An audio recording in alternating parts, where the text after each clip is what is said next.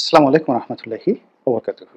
সম্মানিত দর্শক, বাংলাদেশ জাতীয়তাবাদী দল বিএনপি এই মুহূর্তে ক্ষমতায় নেই, কিন্তু তৃণমূলে বলতে গেলে স্থানীয় ব্যবসা বাণিজ্য চাঁদাবাজি থেকে শুরু করে স্থানীয় যে প্রশাসন, সেগুলোর উপরে বিএনপির যে কর্তৃত্ব, এটি একটি রাজনৈতিক দল যেভাবে ক্ষমতায় থাকলে ঘটে ওভাবেই ঘটছে বলে আমরা জানি।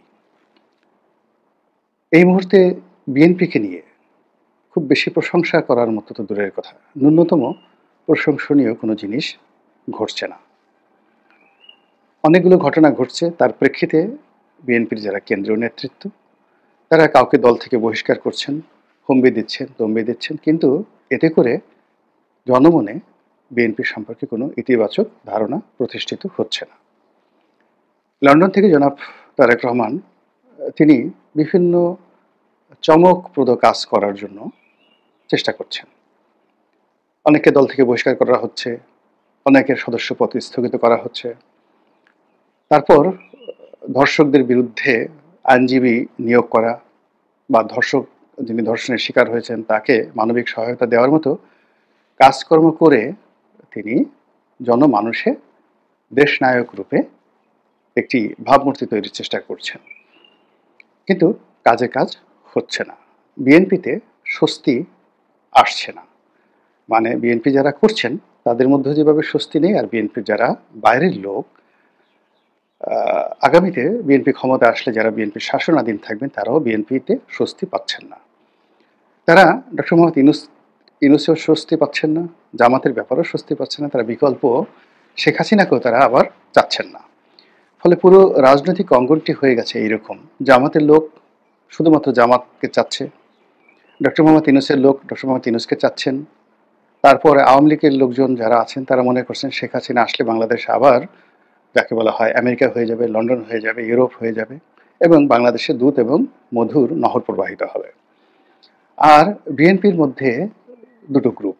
একটি গ্রুপ খুব হতাশ এই কারণে যে তাদেরই প্রতিদ্বন্দ্বী যারা আছেন, কেউ মনোনয়ন বাণিজ্যে এগিয়ে। এইবার বিএনপিকে নিয়ে মুখ খুললেন গোলাম মোহাম্মদ রনি। বিভিন্ন বিষয়ে গুরুত্বপূর্ণ তথ্য দিল গোলাম মোহাম্মদ রনি সাহেব।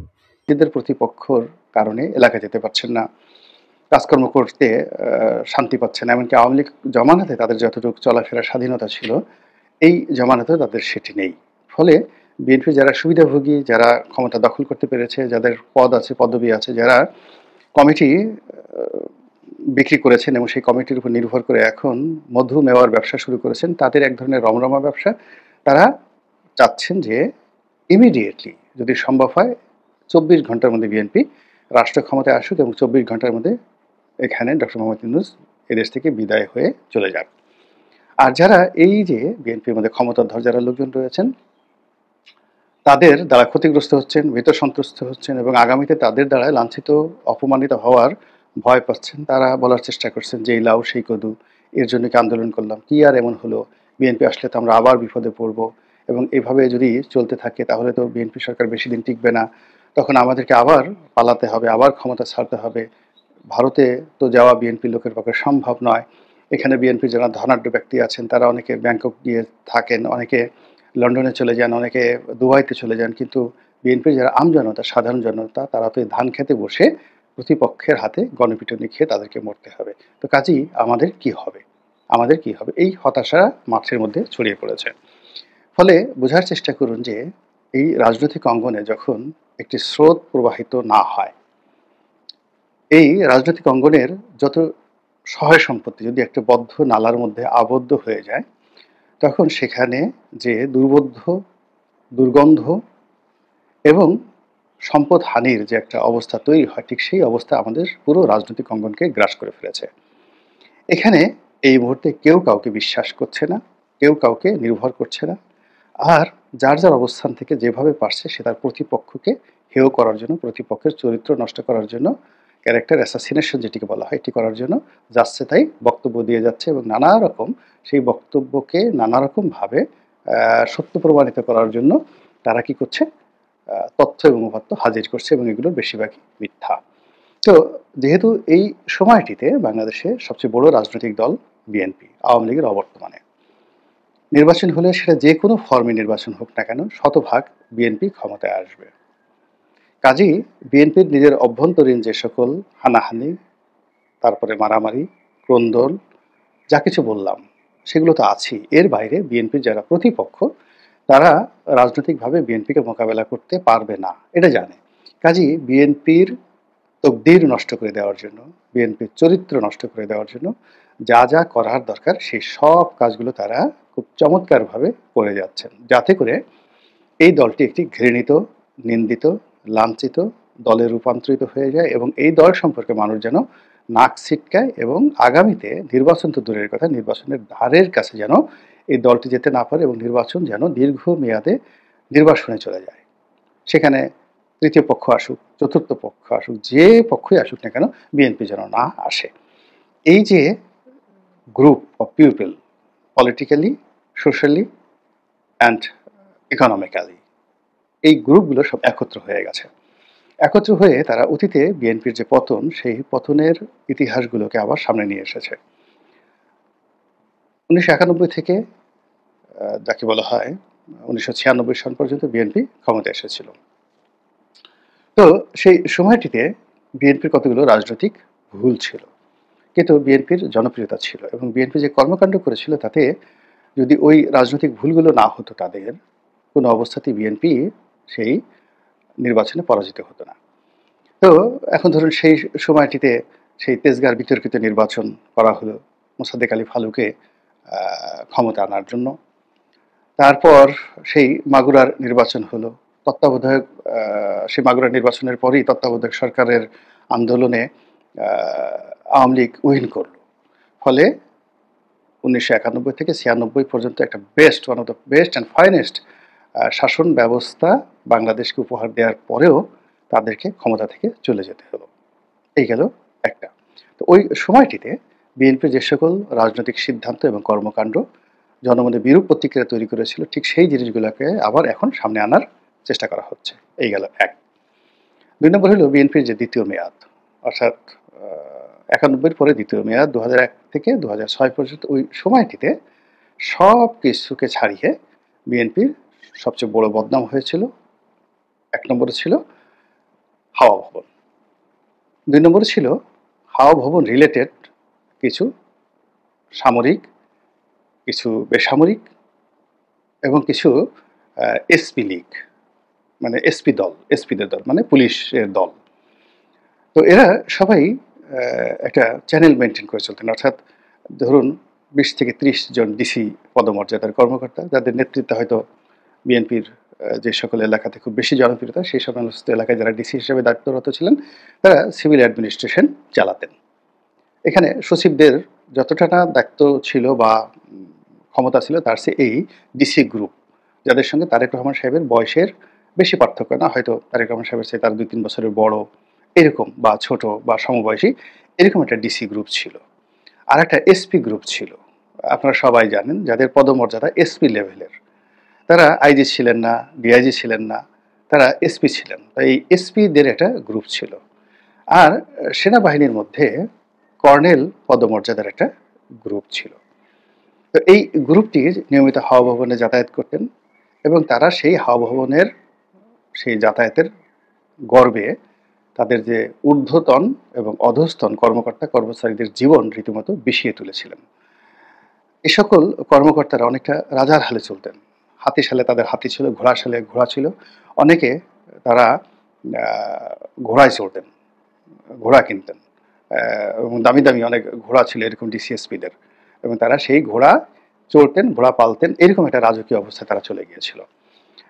এর বাইরে চাঁদাবাজদের একটা গ্রুপ ছিল, চাঁদাবাজদের একটা গ্রুপ ছিল। তারা এই চাঁদাবাজদের যে একটা টপ লেভেল যারা ছিল, যেমন আওয়ামী লীগের ছিল যেমন সম্রাট, ক্যাসিনোর সম্রাট, এরকম চাঁদাবাজদের একটা গ্রুপ ছিল যারা হাওয়া ভবনে যেতেন এবং এরা এই সারা বাংলার চাঁদাবাজি নিয়ন্ত্রণ করতেন। এবং ওই নিয়ন্ত্রণটা এমন পর্যায়ে চলে গিয়েছিল, ওই টাকা হাওয়া ভবনে যেত না, বা হাওয়া ভবনের যারা কর্তা ব্যক্তি তাদের সঙ্গে চাঁদাবাজদের কোনো সম্পর্ক ছিল কি ছিল না এটা আমরা জানি না। কিন্তু মূল ব্যাপার হলো এই যে চাঁদার যারা কালেক্টর, এই কালেক্টর তারা হাওয়া ভবনে যেতেন এবং তারা হাওয়া ভবনের লোক হিসেবে পরিচিত হয়ে তাদের যারা লোকজন গুলিস্তানে চাঁদা তুলতেন তারা বলতেন যে এই টাকা হাওয়া ভবনে দিতে হচ্ছে। এবং ঠিক সেম জিনিসটি এখন বাংলায় মানে টেকনাফ থেকে তেঁতুলিয়া পর্যন্ত ঘটছে এবং এটা এত খারাপভাবে ঘটছে যেটিকে আমি হাওয়া ভবন সিজন 2 বলছি। এর কারণ হলো হাওয়া ভবনের যে বিভৎসটা ছিল, দুর্নাম ছিল, বদনাম ছিল, এটি এই জমানাতে এসে অন্তত পক্ষে 10 গুণ বেড়ে গেছে। 2 নম্বর হলো যে এই 7 মাস আগে অন্যায় চাঁদাবাজির যে রেট ছিল এই নয়া যুগে এগুলো রেট দ্বিগুণ হয়ে গেছে। আপনি গুলিস্তানে গিয়ে খোঁজ নিয়ে দেখেন যে সেখানে যে চাঁদা কালেকশন করা হচ্ছে আওয়ামী লীগ জমানাতে যেটা কালেকশন করা হতো 50 টাকা, এখন সেটা 100 টাকা। 2 নম্বর হলো যে আওয়ামী লীগ জমানাতে একটি ফুটপাতে নিয়ম ছিল যে 10 জন বসবে। তাহলে 10 জন যদি বসে দৈনিক 50 টাকা যদি দেয় একটা ফুটপাত, তাহলে সে 500 টাকা করে পেত। এখন 10 জনের জায়গায় সেখানে 20 জন বসিয়ে দেওয়া হয়েছে, নেওয়া হচ্ছে 100 টাকা করে। ফলে কি হচ্ছে, যারা চাঁদা দিচ্ছে তারা ব্যবসা করতে পারছে না, বেচাকেনা হচ্ছে না। আর যারা চাঁদা কালেকশন করছে তাদের তো একটা চেইন অফ কমান্ড আছে। তারা সেই চাঁদা গুলিস্তানে যে কালেকশন করছে সে হয়তো 10% পাচ্ছে, 10 টাকা পাচ্ছে, 90 টাকা সে আরেকজনকে দিচ্ছে, যে দিচ্ছে সে হয়তো 20 টাকা রাখছে, সে আবার তার আরেকজনকে দিচ্ছে। এইভাবে দিতে দিতে দিতে দিতে একেবারে কর্তা ব্যক্তি তার কাছে হয়তো 40% যাচ্ছে, বাকি 60% 6 জনের হাত হয়ে যাচ্ছে। এবং এই কাজগুলো গাবতলী হাট, সায়দাবাদ বাস স্টেশন, গুলিস্তান, এই 3টি জায়গাতে গেলেই আপনাকে রকেট বিজ্ঞানী হতে হবে না।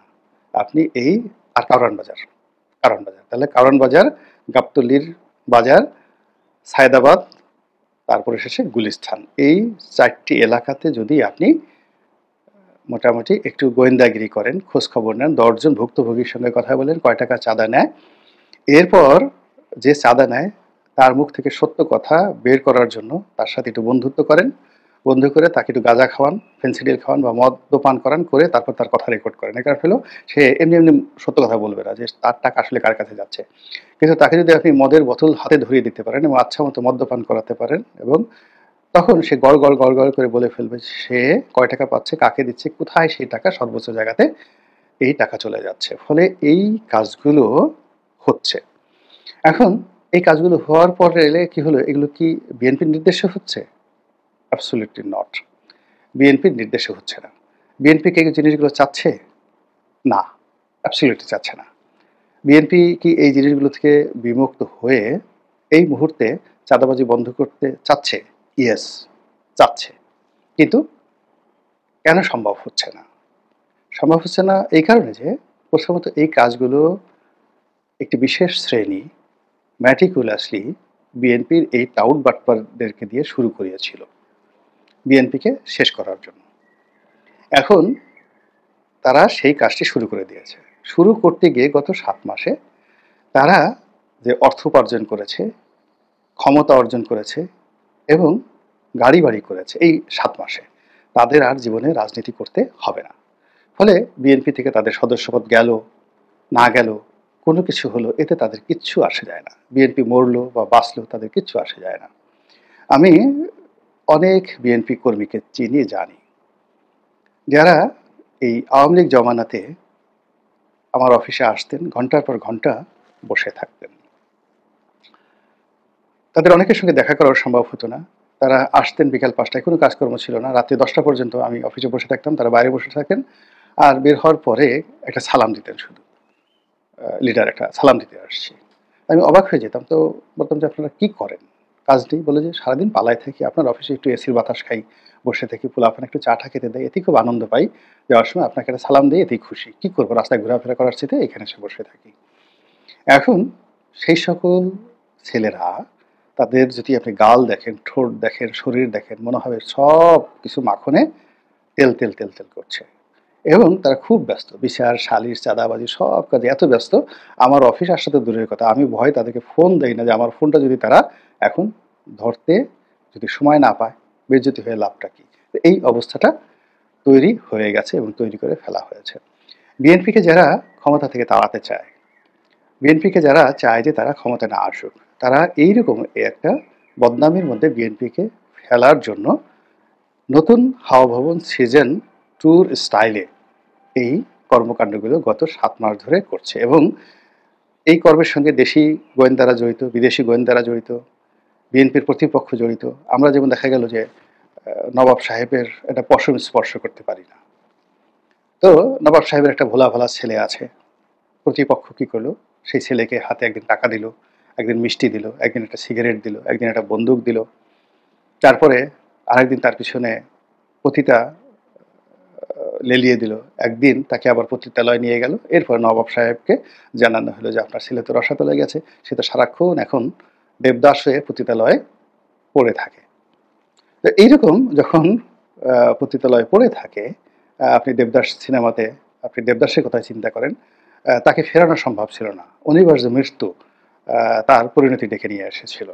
তো তদ্রূপ এখন যে সকল হাজার হাজার নেতাকর্মী যারা এই একটা প্ল্যানের, ম্যাটিকুলাস প্ল্যানের অধীনে এরকম অপকর্মের সাথে জড়িয়ে পড়েছে, তারা কোনো অবস্থাতেই এই মুহূর্তে ফিরে আসবে না। বিএনপির পক্ষে ফিরে আনো সম্ভব নয়।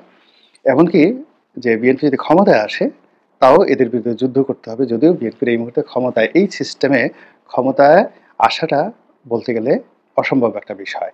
এর কারণ হলো বিএনপি যেন ক্ষমতা আসতে না পারে, নির্বাচনের দিকে যেন মানুষ যেতে না চায়, এবং নির্বাচন হলে বিএনপি জয়লাভ করবে, এবং বিএনপি জয়লাভ করলে এই চাঁদাবাজের দূরত্ব আরও 100 গুণ বাড়বে। এরকম একটা গণধিকৃত স্লোগান তোলার যে কর্মটি বিএনপির প্রতিপক্ষরা শুরু করেছিল, সেটি এখন 16 কলায় পূর্ণতা পেয়েছে। বিএনপির যারা কর্তা ব্যক্তি, তারা কি এই আওয়াজ শুনতে পেরেছেন? বা এই যে 16 কলা পূর্ণ হয়ে গেছে, এখন 16 কলার পরে কি হয়? অমাবস্যা শুরু হয়। অর্থাৎ পূর্ণিমার চাঁদ যখন পূর্ণতা পায়, তারপর থেকেই ক্ষয়িষ্ণু চাঁদ ধীরে ধীরে ধীরে ধীরে অমাবস্যার দিকে এগিয়ে যায়। বিএনপি কি টের পাচ্ছে যে তারা এখন কোন পর্যায়ে আছে? আল্লাহ আমাদের সবাইকে হেদায়েত দান করুন এবং হেফাজত করুন। আসসালামু আলাইকুম ওয়া রাহমাতুল্লাহি ওয়া বারাকাতুহু।